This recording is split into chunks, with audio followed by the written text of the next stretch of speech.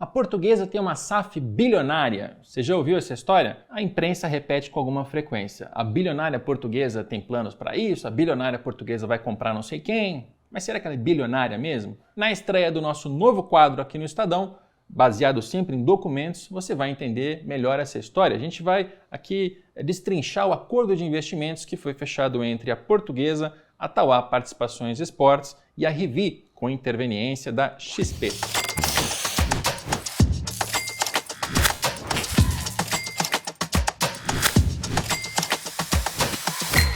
Antes de entrar no acordo de investimentos especificamente, a gente tem que entender qual foi a história que foi passada para o torcedor por meio da imprensa. E aí eu vou voltar a valores que foram divulgados em 7 de novembro de 2024. Naquele momento a Portuguesa tinha anunciado já a sua intenção de constituir uma SAF, colocar o futebol dentro e vender grande parte dela, 80% para a Tauá e para a Rivi.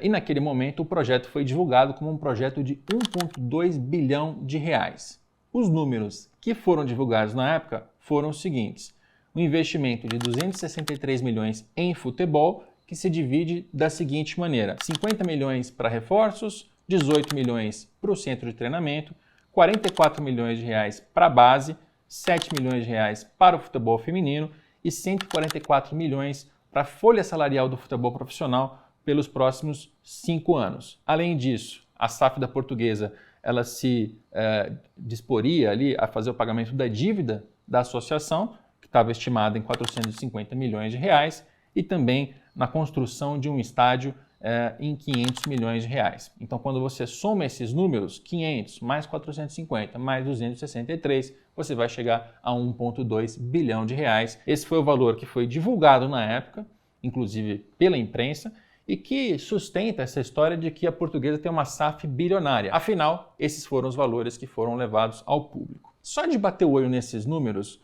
já tem aqui alguma estranheza, e eu explico por quê. 263 milhões de reais em investimentos do futebol é um número que mistura conceitos que na contabilidade são muito distintos. Quando a gente fala de investimento em compra de jogador e na reforma de infraestrutura, de centro de treinamento, por exemplo, a gente está falando de investimentos em intangível e imobilizado. Estou usando os termos que vão para a contabilidade. São de fato investimentos. Quando a gente fala de gastos com o futebol de base, futebol feminino e o futebol profissional, a folha salarial dos próximos 5 anos, a gente está falando de despesas operacionais. A gente está falando de realmente dinheiro que vai sair do caixa no dia a dia para pagar esses jogadores. E esses são dois conceitos que são muito diferentes. Uma coisa é investimento, a outra coisa é despesa. Quando isso vai para o torcedor misturado, somado e projetado pelos próximos 10 anos, tem uma clara intenção de formar na sua cabeça a ideia de que é uma SAF bilionária, que é uma SAF que tem muito dinheiro. E vou te falar, isso não tem sido feito só pela Portuguesa. A Portuguesa fez, o Fluminense fez e muitas outras SAF que estão surgindo hoje, elas estão fazendo essa mistureba de números e de conceitos justamente para gerar um número muito grande, porque assim fica mais fácil de convencer a torcida organizada de que vale a pena o negócio, de convencer o conselheiro a votar favoravelmente na hora de tomar essa decisão, o sócio do clube, enfim, tem aqui um tanto de manobra da opinião pública para conseguir passar o projeto adiante. Além disso, é bom dizer que a proposta ela não vem só com uma promessa financeira, ela tem uma promessa também de desempenho esportivo.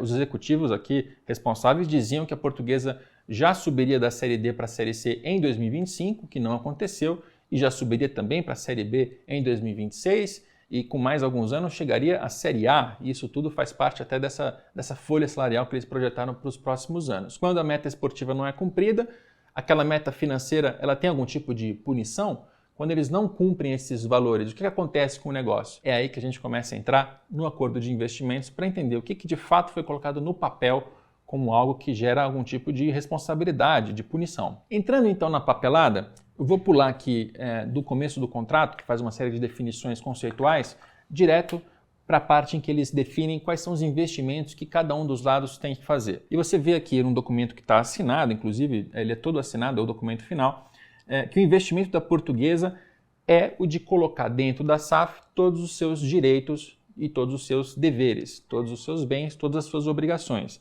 Isso inclui direitos de premiação, indenizações, as funções da SAF, enfim, você tem uma série de questões aqui um pouco mais conceituais, mas o importante para saber é o que a Portuguesa entra no negócio. Ela entra com tudo que ela detém. E ela detém a marca dela, ela detém os jogadores naquele momento, ela detém um direito de uso do estádio do Canindé e tudo isso está aqui constituído no contrato. Já por parte dos investidores, aqui entra o que de fato eles estão prometendo. Tudo aquilo que eu citei antes foi o que foi para a imprensa. O que foi para o papel é o seguinte: o investimento inicial na primeira fase da Tauá é para comprar 80% da SAF, uma quantia de 12 milhões de reais. Esse é um dinheiro que tem que sair do bolso da Tauá e entrar no caixa da SAF. E num segundo momento, depois que o negócio já tiver sido concluído, isso já aconteceu, tem um aporte de mais 18 milhões de reais, o que totaliza, nesse início, 30 milhões de reais em dinheiro que sai da Tauá e vai para a SAF da Portuguesa. 30 milhões de reais.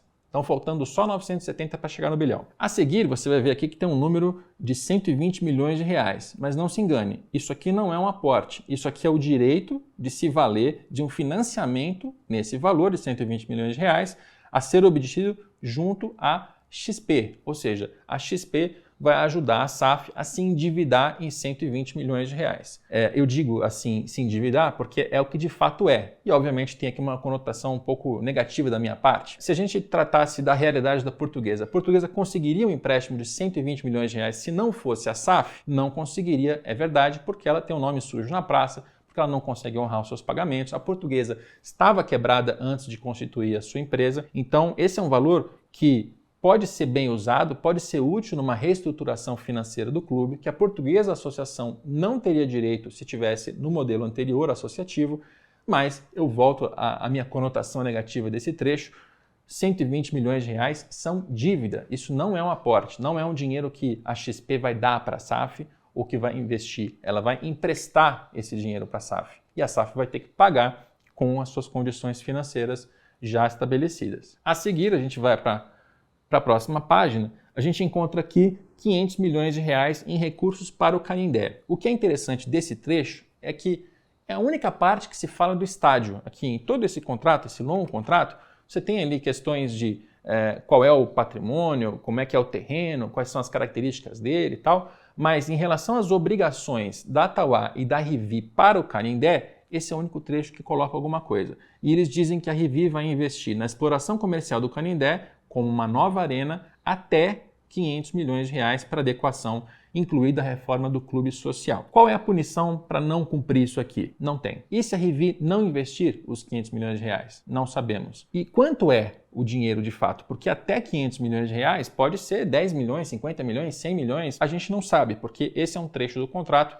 que está, de certa forma, vago. E na sequência, a gente vê aqui os recursos para o saneamento da associação. Eles estão estimando que a dívida da Portuguesa é de 523 milhões de reais no total e no máximo, dos quais tem um compromisso de saneamento dos investidores limitado a até 550 milhões de reais. Se houver alguma dívida que ultrapasse 550 milhões de reais, ela vai ser de responsabilidade da associação. Já é bom dizer que depois do contrato foi feita uma recuperação judicial, as dívidas foram renegociadas, elas baixaram muito de valor e essa hipótese de ter alguma dívida acima de 550 milhões é uma hipótese remota pela leitura que a gente faz hoje em dia. Mas aqui também é importante entender a natureza desse dinheiro. Por quê? Quando os investidores dizem que eles são responsáveis por pagar a dívida da Portuguesa neste valor, eles vão pagar essa dívida com os recursos da SAF.